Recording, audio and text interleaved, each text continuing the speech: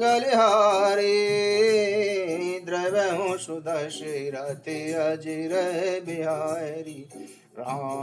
सिया राम जय जय राम।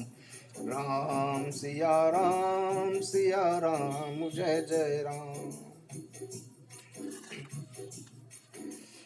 भरत के मार्ग में बादल छाए किए जा रहे हैं। सुख देने वाली सुंदर हवा बह रही है। भरत जी के जाते समय मार्ग जैसा सुखदायक हुआ वैसा श्री रामचंद्र जी को भी नहीं हुआ था। रास्ते में असंख्य जड़ चेतन जीव थे। उनमें से जिनको श्री रामचंद्र जी ने देखा तथा जिन्होंने प्रभु श्री रामचंद्र जी का दर्शन किया था वे सब परम पद के अधिकारी हो गए। परंतु अब भरत जी के दर्शन तो मानो उनका सांसारिक बंधन ही समाप्त हो गया। अर्थात श्री राम दर्शन से भी वे परम पद के अधिकारी बने थे, परंतु भरत दर्शन से तो उन्हें परम पद प्राप्त हो गया। भरत जी के लिए यह कोई बड़ी बात नहीं है, क्योंकि श्री राम जी स्वयं अपने मन में भरत जी का ही निरंतर स्मरण करते रहते हैं। जगत में ही मनुष्य एक बार राम कह लेते हैं तो भी तरने तारने वाले हो जाते हैं। फिर भरत जी तो श्री रामचंद्र जी के प्यारे तथा उनके छोटे भाई ठहरे, तब भला उनके लिए मार्ग मंगलदायक कैसे ना हो। सिद्ध साधु और श्रेष्ठ मुनि परस्पर ऐसी बातें कर रहे हैं और भरत जी को देखकर हृदय में हर्ष लाभ करते हैं। भरत जी के प्रभाव को देखकर देवराज इंद्र को सोच हो गया कि कहीं इनके प्रेमवश श्री राम जी लौट न जाएं और हमारा बना बनाया काम बिगड़ जाएगा। संसार भले के लिए भला और बुरे के लिए बुरा है। उसने गुरु बृहस्पति जी से कहा कि हे प्रभु, वही उपाय कीजिए जिससे श्री रामचंद्र जी और भरत जी की भेंट ही ना हो। श्री रामचंद्र जी संकोच करने वाले हैं और प्रेम के वश में हैं, और भरत जी प्रेम के सागर हैं। बनी बनाई बात बिगड़ना चाहती है, इसलिए कोई छल कपट का रास्ता ढूंढकर इसका उपाय कीजिए। बचन सुनते शुरु गुरु मुस्काने, सहस नयन बिनु लोचन जाने। मायापति सेवक शनि माया, करई ते उलटी परई सुराया। इंद्र के वचन सुनते ही देवगुरु बृहस्पति जी मुस्कुराए।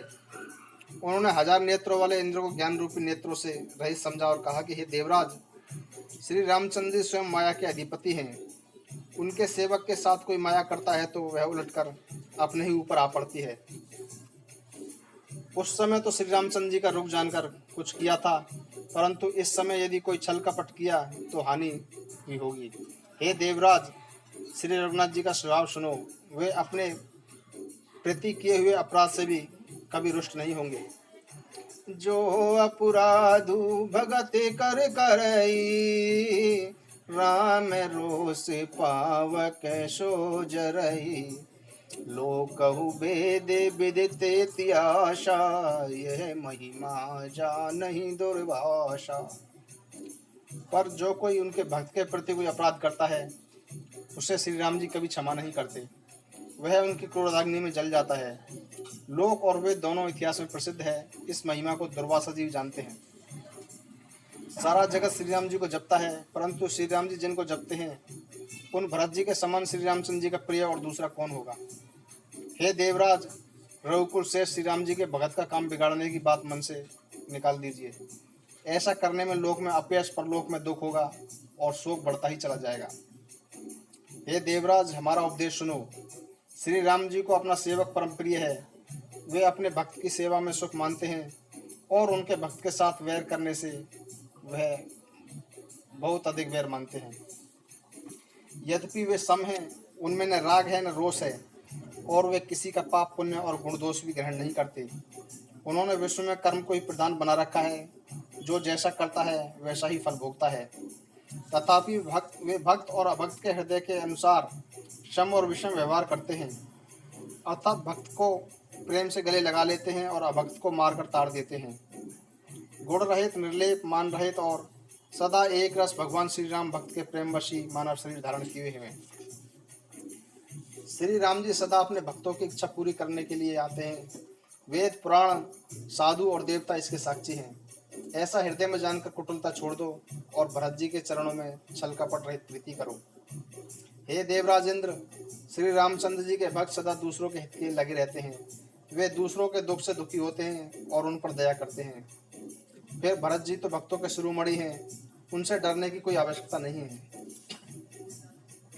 प्रभु श्री रामचंद्र जी सत्य पर दृढ़ रहने वाले और देवताओं का हित करने वाले हैं, और भरत जी श्री राम जी की आज्ञा के अनुसार ही चलने वाले हैं। तुम व्यर्थ में ही स्वार्थ के विषय में वश होकर व्याकुल हो रहे हो। इसमें भरत जी का कोई दोष नहीं, तुम स्वयं मोह से ग्रसित हो गए हो।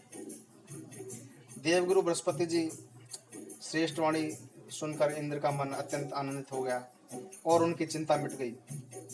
तब प्रसन्नचित होकर देवराज फूल बरसाकर भरत जी के स्वभाव की सराहना करने लगे। इस प्रकार भरत जी मार्ग में चले जा रहे हैं। उनकी प्रेममयी दशा को देखकर मुनि और सिद्ध लोग ईर्ष्या करते हैं।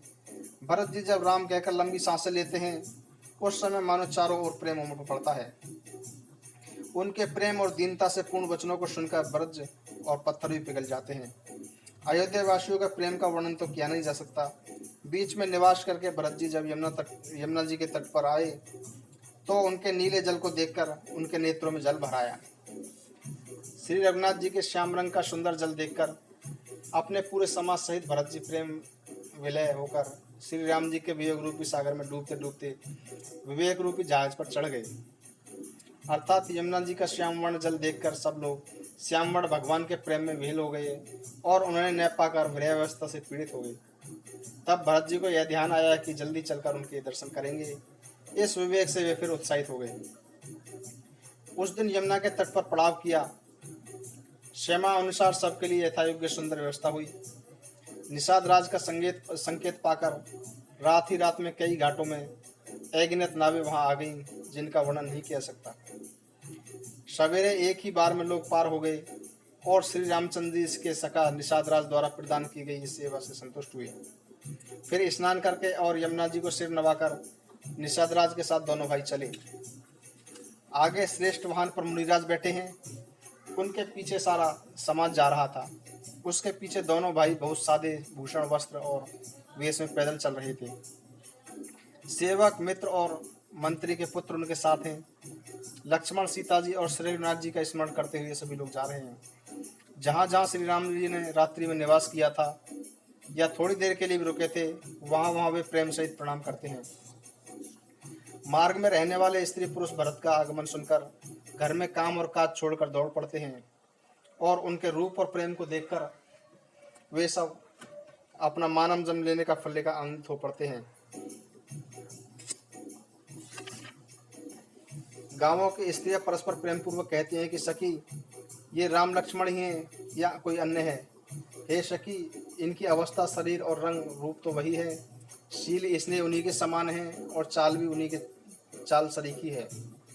परंतु हे सखी, इनका न तो वलकल स्तन मुनिवेश है और न ही सीता जी साथ में है, बल्कि इनके आगे तो चरंगणी सेना चली जा रही है। फिर इनके मुख पर प्रसन्नता भी नहीं है, इनके मन में खेद है। हे सखी, इसी भेद के कारण संदेह होता है। उसका तर्क अन्य स्त्रियों के मन को अच्छा लगा। सब कहती हैं कि इसके समान चतुर कोई नहीं है। उसकी सराहना करके और तेरी वाणी सत्य है। इस प्रकार उसकी बात को गौरव देती हुई दूसरी स्त्री मीठे वचन बोली। श्री राम जी के राजतिलक का आनंद जिस प्रकार से भंग हुआ था, वह सब कथा प्रसंग प्रेम पूर्वक कहकर फिर वह सौभाग्यवती स्त्री श्री भरत जी के शील, स्नेह और स्वभाव की सराहना करने लगी। उसने कहा कि देखो, भरत जी पिताजी द्वारा दिए हुए राज्य को त्याग करके पैदल चलकर फलाहार करते हुए श्री राम जी को मनाने के लिए जा रहे हैं। आज उनके समान भाग्यशाली कौन है। भरत जी का भाई के प्रति स्नेह, भक्ति और आचरण कहने सुनने से प्राणी के दुख और दूर हो जाते हैं। हे सखी, इनके संबंध में जो भी कुछ कहा जाए वह थोड़ा है। श्री रामचंद्र जी के भाई हैं, फिर ऐसा क्यों न हो।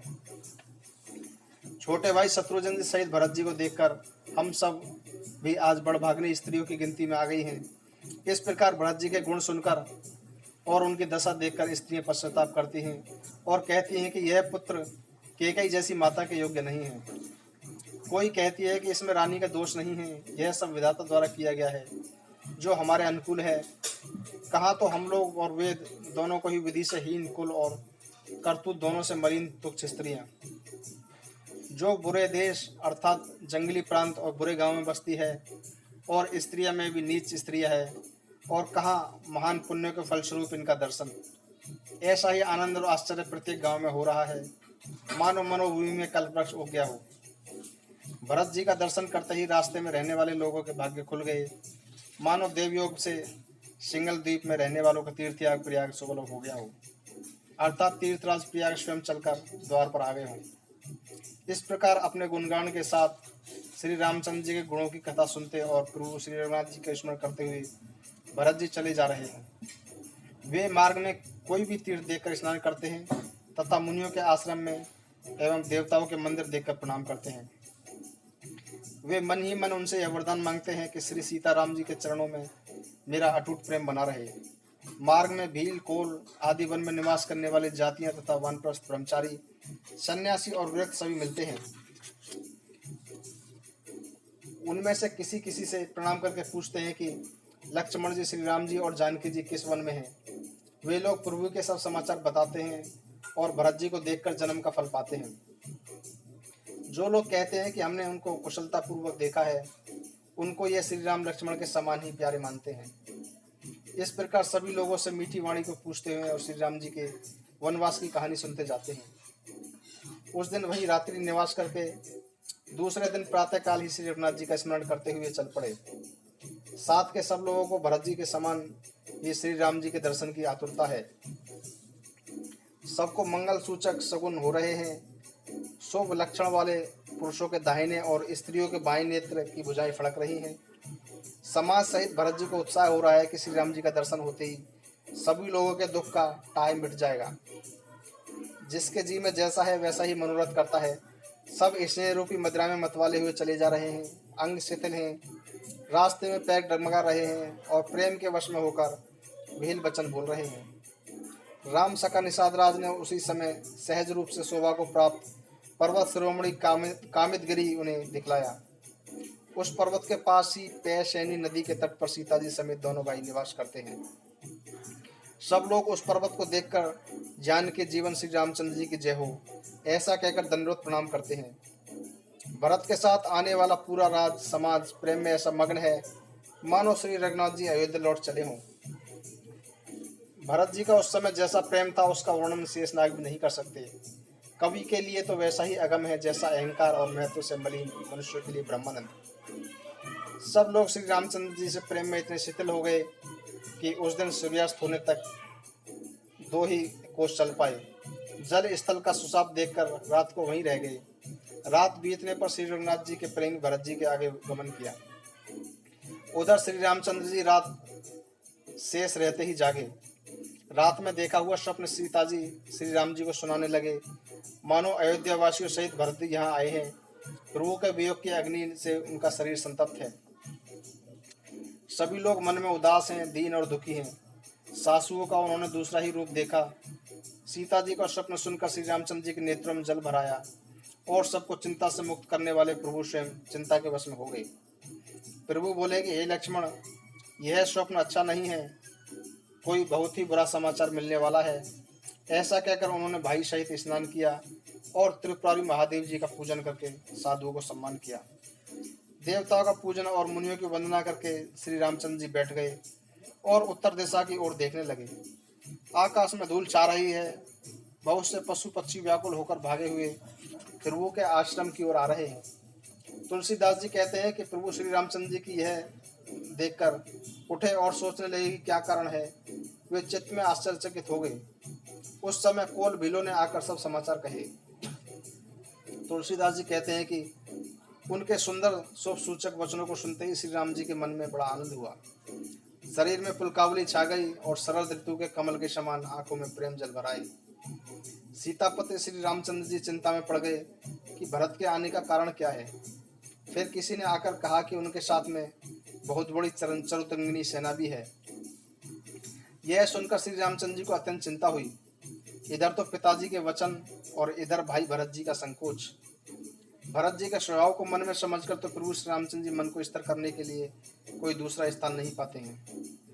तब यह जानकर समाधान हो गया कि भरत साधु और विवेकी हैं तथा मेरे आज्ञाकारी भी हैं। लक्ष्मण जी ने देखा कि प्रभु श्री राम जी के मन में उथल पुथल है, तो वे समय के अनुसार अपना नीतियुक्त विचार कहने लगे। हे स्वामी, आपके बिना ही पूछे मैं कहता हूँ, सेवक समय पर ठिठाई करने में ठीक नहीं समझा जाता। यह मेरा कहना ठिठाई नहीं होगा। हे स्वामी, आप तो सब कुछ जानते ही हैं। मैं सेवक तो अपनी बुद्धि के अनुसार ही कहता हूँ। हे नाथ, आप बिना ही कारण परमहित करने वाले सरल हृदय और शील और स्नेह के भंडार हैं। आपका सभी पर प्रेम और विश्वास है तथा आप अपने हृदय में सबको अपने ही समान समझ लेते हैं। परंतु मूर्ख और विषय वासना में लिप्त जीव प्रभुता पाकर मोहवश अपने असली स्वरूप को प्रकट कर देते हैं। भरत नीति परायण साधु और चतुर हैं तथा आपके चरणों में उनका प्रेम है, इस बात को सारा जगत जानता है। वे भरत भी आज आपका सिंहासन और अधिकार पाकर धर्म की मर्यादा को भूल गए हैं। कुटिल खोटे भाई भरत कुछ समय देखकर यह जानकर कि आप वनवास में असहाय हैं, अपने मन में बुरा विचार करके अपने सहायकों को इकट्ठा करके राज्य को निष्कंटक करने के लिए यहाँ आए हैं। करोड़ों प्रकार की कुटिलताएं रचकर सेना बटोर कर दोनों भाई आए हैं।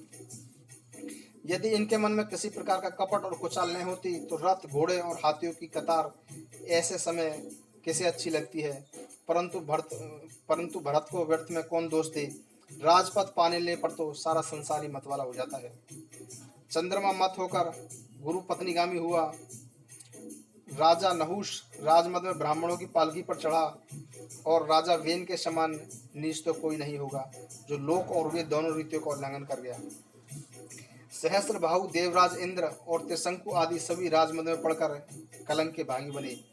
भरत ने यह उपाय उचित ही किया, क्योंकि शत्रु और ऋण को कभी तनिक विशेष नहीं रखना चाहिए।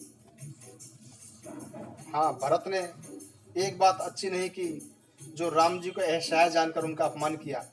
पर आज युद्ध में श्री राम जी का क्रोधपूर्ण मुख देखकर यह बात भी उनकी समझ में विशेष रूप से आ जाएगी, अर्थात अपमान का फल वे भी अच्छी तरह पालेंगे। इतना कहते ही लक्ष्मण जी ने नीति रस भूल गए और उनका शरीर ऐसे पुलक उठा मानो युद्ध रस रूपी वृक्ष पर फूल आ गए हों।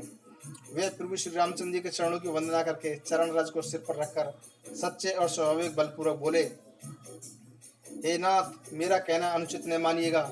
भरत ने हमारे साथ कम छेड़छाड़ नहीं की है। आखिर कहाँ तक सहा जाए और मन मार कर रहा जाए, जब स्वामी हमारे हाथ है साथ है और धनुष हमारे हाथ में है। जात से क्षत्रिय हूँ, रघुकुल में जन्मा हूँ और फिर मैं आपका सेवक हूँ, यह सारा संसार जानता है। धूल के समान नीच कौन है, परंतु वह भी लात मारने पर सिर ही चढ़ती है। यो कहकर लक्ष्मण जी ने उठकर हाथ जोड़कर फिर राम से आज्ञा मांगी, मानो वीर रस सूत्र से जाग गया हो। सिर पर जटा बांधकर कमर में तरकस कस लिए और धनुष को सजाकर तथा वाण को हाथ में लेकर लक्ष्मण जी बोले, आज मैं आपका सेवक होने का यश लूं और भरत को युद्ध में हराकर चलूं। आपके अपमान का फल पाकर भरत शत्रुघ्न रणसैया पर सोए। यह भी अच्छा हुआ कि जो सारा समाज एकत्र हो गया। आज मैं पिछले क्रोध का सब बदला चुका लूंगा। जैसे अकेला सिंह हाथियों के झुंड को कुचल डालता है और बात जैसे लवे की लपेट में ले लेता है, वैसे ही भरत और उसकी सेना को आज छोटे भाई सहित अपमान करके मैं मैदान में धराशायी करूंगा। यदि शंकर जी भी आकर उनकी सहायता करें तो भी मुझे राम जी की सौगंध है, मैं उन्हें युद्ध में अवश्य मार डालूंगा। लक्ष्मण जी को अत्यंत क्रोध में लाल पीले होते देखकर और उनके प्रामाणिक सौगंध सुनकर सभी लोकपाल भयभीत हो गए और घबराकर भागने लगे। सारा जगत भय में डूब गया। तब लक्ष्मण जी के अपार बाहुबल के अनेक प्रकार से प्रशंसा करती हुई आकाशवाणी हुई कि हे तात, तुम्हारे प्रताप और प्रभाव को कौन कह सकता है और कौन जान सकता है। परंतु कोई भी ऐसा काम करना उचित या अनुचित है, इस प्रकार समझ बूझकर यदि किया जाए तो उसे सब कोई अच्छा कहते हैं। वेद और विद्वान कहते हैं कि जो बिना विचारे जल्दी में किसी काम को करते हैं बाद में पछताते हैं। देववाणी सुनकर लक्ष्मण जी सकचा गए। श्री रामचंद्र जी और सीता जी ने उसका आदरपूर्वक सम्मान किया और कहा कि हे तात, तुमने बहुत अच्छी नीति बताई है। हे भाई, राज्य का मद सबसे कठिन मद है। जिन्होंने कभी साधु समाज में रहकर सत्संग नहीं किया, वे ही राजा राजमद रूपी मदरा को पीते हैं, मतवाले हो जाते हैं। हे लक्ष्मण सुनो, भरत के समान उत्तम पुरुष ब्रह्मा की सृष्टि में न तो कहीं सुना गया है और नहीं देखा गया है। अयोध्या के राज्य की तो क्या बात है, ब्रह्मा विष्णु और महादेव का पद पाकर भी भरत को राज्य का मद नहीं हो सकता। क्या कभी कांजी की बूंद पड़ जाने पर भी क्षीरसागर का क्षीर पड़ सकता है। अंधकार चाहे मध्याह्न के सूर्य को निगल जाए, आकाश चाहे बादलों में जाकर मिल जाए, गौ के खुर जितने भी पानी में भले ही अगत्य में डूब जाएं, और पृथ्वी चाहे अपनी स्वाभाविक सहनशीलता को छोड़ दे, मच्छर जैसे तुच्छ जीव के फूकने से चाहे सुमेर उड़ जाए, परंतु हे भाई विश्वास करोगे, भरत को राजमत कभी नहीं हो सकता। हे लक्ष्मण, मैं तुम्हारी शपथ और पिताजी की सौगंध खाकर कहता हूँ कि भरत के समान पवित्र और उत्तम भाई संसार में नहीं हो सकता। हे तात, गुण रूपी दूध और अवगुण रूपी जल को मिलाकर विधाता इस संसार की रचना करता है, परंतु बहके सूर्यवंशी तालाब हंसरूप जन्म लेकर गुण और दोषों को नीर चीर की भांति अलग कर देता है। शगुने कीरू अब गुने जलुताता, मिलाई रचई पर पंच विधाता। भरतु हंस रवि बंस तड़ागा, जनमी कीन गुण दोष विलागा। हे तात, गुण रूपी दूध और अवगुण रूपी जल को मिलाकर विधाता इस संसार की रचना करता है, परंतु भरत ने सूर्यवंश रूपी तालाब में हंस रूप जन्म लेकर गुण और दोष दोनों को नीर चीर की भांति अलग कर दिया है। भरत ने गुण रूपी दूध को ग्रहण कर लिया है और अवगुण रूपी जल को त्याग दिया है तथा अपने यश से जगत में प्रकाश कर दिया है। भरत जी के गुण, शील और स्वभाव का वर्णन करते हुए श्री रघुनाथ जी प्रेम मग्न हो गए। मंगली भवनी अमंगल हारी, द्रव्य औषध रति अजिर बिहारी। राम सिया राम सिया राम, जय जय राम। राम सिया राम सिया राम, जय जय राम। हरि अनंत हरि कथानंता, कहीं सुनई बहु विधि सब संता। राम सिया राम, जय जय राम। राम सिया राम, जय जय राम।